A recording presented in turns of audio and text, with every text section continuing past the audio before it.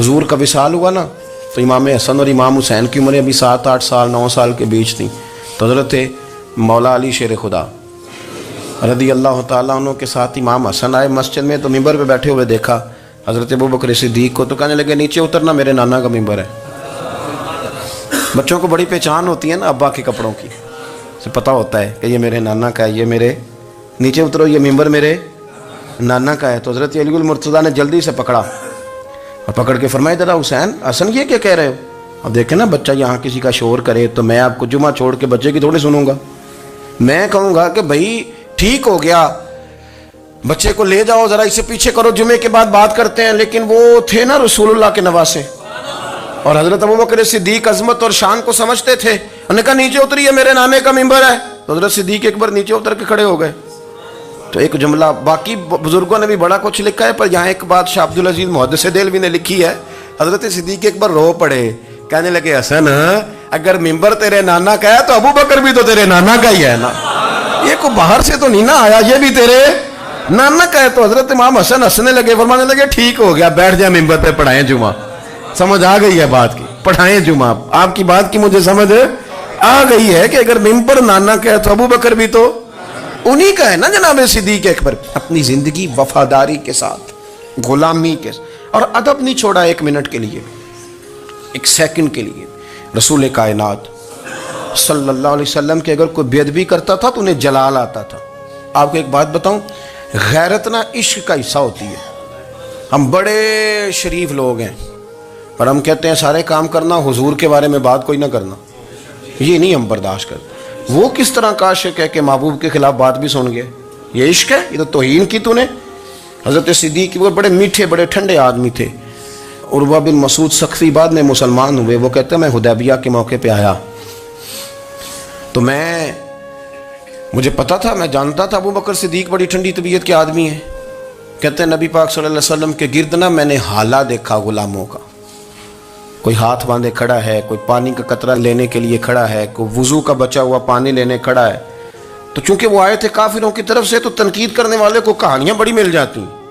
तो फौरन उर्वा बिन मसूद सख्फी कहने लगे, ए मोहम्मद इब्न अब्दुल्लाह सल्लल्लाहु अलैहि वसल्लम, आज ये आपके गिर्द खड़े हैं, पर जब तलवारें चमकेंगी तो दौड़ जाएंगे।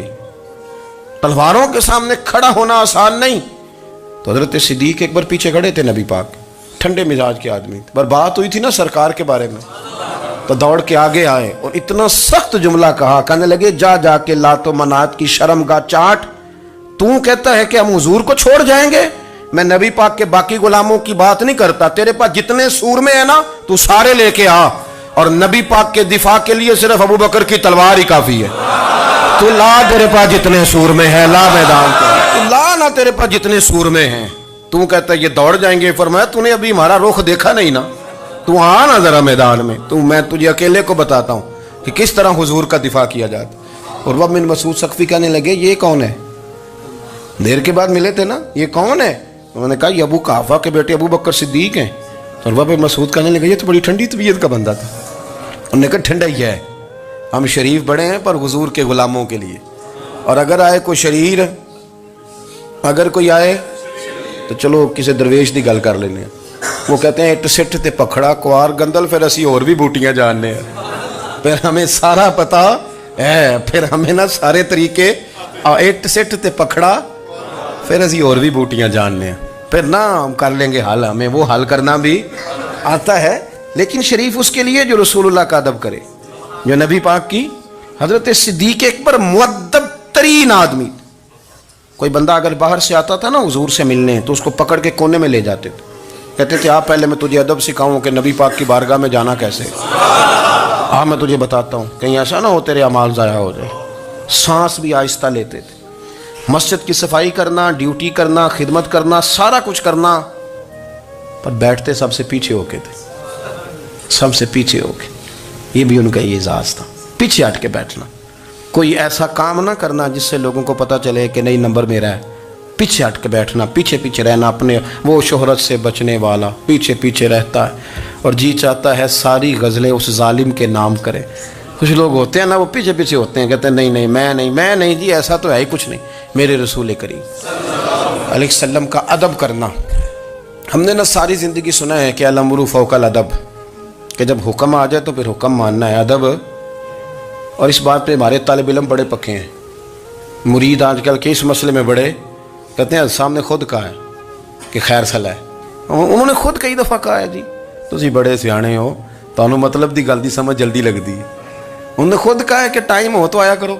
یہ کب انہوں نے کہا ہے کہ مجبوری ہے روز ہی آنا؟ یہ انہوں نے کب کہا؟ ان کو بھی تو پتہ ہے نا مجبور ہے. تو آپ کو بھی تو پتہ ہے نا کہ ان کا آپ سے پیار ہے. آپ اس پر بھی تو تھوڑا غور کریں نا. لیکن ہم مرضی کا وہ ایک آدھ فکرہ نا، مرضی کا. وہ ایک طالب علم یہاں سے گیا تو میرا دل نہیں تھا جائے، تو وہ کہنے لگا جی مجھے حضرت صاحب نے خود کہا ہے، حضرت صاحب نے خود کہا. میں پوچھ کے آیا ہوں. تو جو ہمارے کچھ سنگی تھے بیچ میں پیار والے، وہ کہنے لگے آندہ میں پوچھ کے آیا. میں کیا آندہ وہ بھی ٹھیک ہی ہے. تو انہوں سے آخیا سی میں جاواں تو میں انہوں کی آندہ. میری بات کی سمجھ آئی ہے نا جی. جب ارادہ ہوا تو پھر ابے کو منا کے بھی آ گئے. جب ارادہ ہوا تو ابا جی کو میں نے جانا ہے، بزرگوں کے پاس ملنے جانا ہے. اور جب ارادہ نہ ہوا تو کہنے لگے حضرت صاحب نے خود فرمایا ہے کہ ابا راضی ہوگا تو اللہ راضی ہوگا. چھٹی مرضی کا ہے نا مزاج، تو مرضی کی کہانی.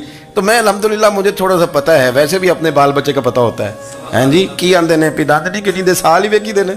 مجھے بھی پتہ ہوتا ہے کہ آج کہاں کہاں کس کس انداز میں کیا کیا کہانی ہے، کہاں کہاں کیا سٹوری ہے. تو کبھی کبھی یہ سارا پیار ہی ہے، یہ بھی سارا اس میں بھی پیار ہی ہے. پتہ چل جاتا ہے کہ کل کہاں سے بات کر رہا تھا اور آج بات کہاں کر رہا ہے. یہ اپنا اپنا مزاج ہوتا ہے نا، اپنی طبیعت کے مطابق چلنا ہے. سنا یہی ہے کہ الامر فوق الادب، کہ جب حکم مل جائے تو پھر ادب نہیں کرنا، پھر حکم پہ.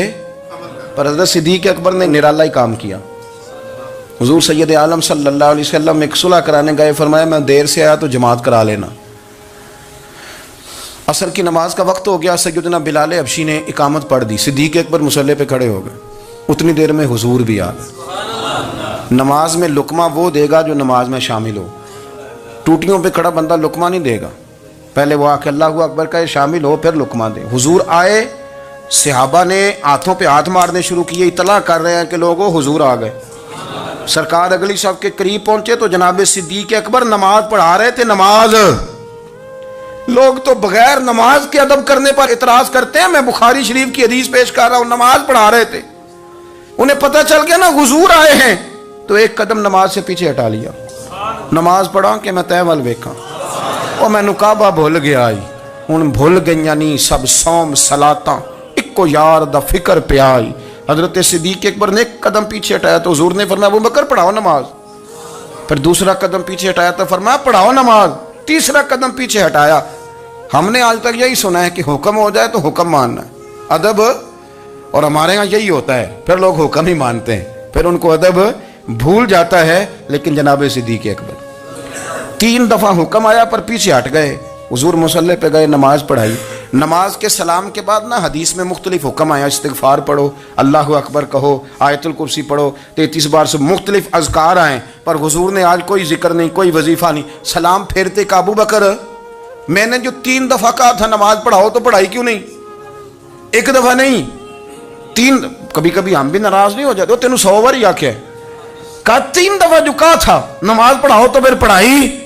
تو حضرت صدیق اکبر رو پڑے، ہاتھ دونوں باندھ دیے، گھٹنے زمین پہ رکھ دیے. عرض کرنے لگے کیا جملہ ہے، کیا ترتیب ہے.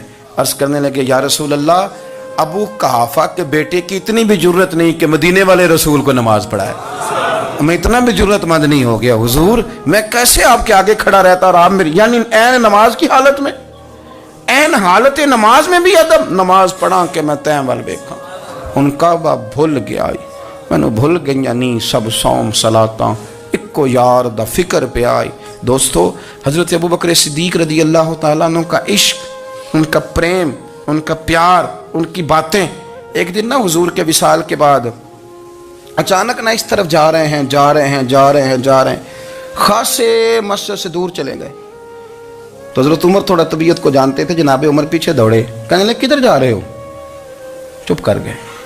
کیا ہوا؟ کدھر جا رہے تھے؟ ابو بکر سیانے بندے ہو، امیر المومنین ہو، کہاں جا رہے؟ تو رو پڑے. کہنے لگے ایک دفعہ نا حضور سفر پہ گئے ہوئے تھے تو اس طرف سے واپس آ گئے تھے، تو مجھے خیال آیا شاید اس طرف سے آ نہ رہے ہوں. حضرت عمر رو پڑے. کہنے لگے ابو بکر اب تو حضور نے پردہ کر لیا، جنہاں دے دل بر جانی وچھڑن، کون روے پھر تھوڑا. سب روگاں دا روگ محمد جس دا نام. آپ ساری سیرت کی کتاب میں پڑھ لیں گے تو ابو بکر صدیق کا وصال کس بیماری سے ہوا. لوگوں نے قول کیے ہیں کہ وہ سانپ کا زہر آ جاتا تھا، فلاں چیز تھی، لیکن کو بندہ وجہ تلاش کر سکا؟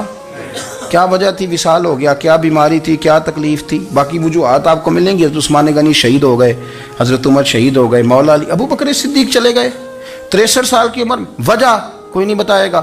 جب شدید بیمار ہوئے تو حضرت عمر فاروق نے ایک طبیب بلایا، بڑا سیانا تھا. اس نے سارا چیک کیا تو نباز تھا. کہنے لگا یار کوئی بیماری تو سمجھ میں نہیں آتی. تو حضرت عمر تھوڑا سا جلال میں، یرانہ تھا نا، جلال میں کہنے لگے ابو بکر مسئلہ کیا ہے؟ دن بہ دن کمزور ہوتے جا رہے، نماز پڑھانے کھڑے ہوتے تو ٹانگیں کانپتی ہیں. مسئلہ بتائیں کیا ہے؟ طبیب اتنا بڑا ہے، یہ تو بندہ کا چہرہ دیکھ کے بیماری بتا دیتا ہے، اور یہ کہہ رہا ہے کوئی بیماری نہیں. تو حضرت صدیق اکبر خاموش ہیں. پھر حضرت عمر کہنے لگے ہم سارے آپ کی وجہ سے چلتے ہیں، لوگ سارے پریشان ہیں، آپ حضور کے جانشین بتاتے کیوں نہیں؟ جب تیسری دفعہ کہا تو حضرت صدیق اکبر کہنے لگے عمر زیادہ باتیں نہ کر، تجھے پتہ نہیں مجھے کیا بیماری ہے؟ نہیں پتہ تو میں بتاؤں؟ نہیں پتہ تجھے، بول. تو جناب عمر رو پڑے. کہنے لگے ابو بکر مجھے پتہ ہے، آپ کا دیدار کے بغیر کام نہیں چلتا. وقت نا لمبا ہو گیا، چر ہو گیا، میں نے ترلے لیندے ہاں. کدی موڑ میرے ول واگا، خواب میری وچ ایک وار دیاں میں میں ساری عمر نہ جاگا. مجھے پتہ ہے آپ کے مرض کا، پر ابو بکر امت کو ضرورت بھی تو ہے نا. تو حضرت صدیق اکبر کہنے لگے بس ہو گئی ہے، اب میری وصیت یاد رکھنا، جب میں دنیا سے جاؤں تو اٹھا کے میرا جنازہ قبر رسول پہ لے جانا، اور پہلے پوچھ لینا کہ ابو بکر حاضر ہے، اجازت ہو تو مجھے دفن کر دینا، ورنہ جنت البقیع میں. تو لوگ کہتے ہیں ابھی جنازہ ہی رکھا ہی تھا کہ دروازہ اندر سے خود بخود کھل گیا، اور آواز آئی اب دیر نہ کرو، محبوب کو محبوب کے ساتھ ملا دو. پانی پر نہ سہیلیاں رنگا رنگ کڑے، اسی پریا اس دا جانی ہے جس دا. میں نے شروع میں ایک بات کی تھی کہ اپنی خواہشات کو نا حضور کا غلام بنا دیں، سوچیں سمجھیں کہیں وہ لفظ جو مدینے والے رسول کو پسند ہیں، پھر دیکھنا مسلمان ہونے کا مزہ آئے گا، پھر ذائقہ نصیب ہوگا. اللہ ان کے درجات بلند فرمائے. آخر دعوانا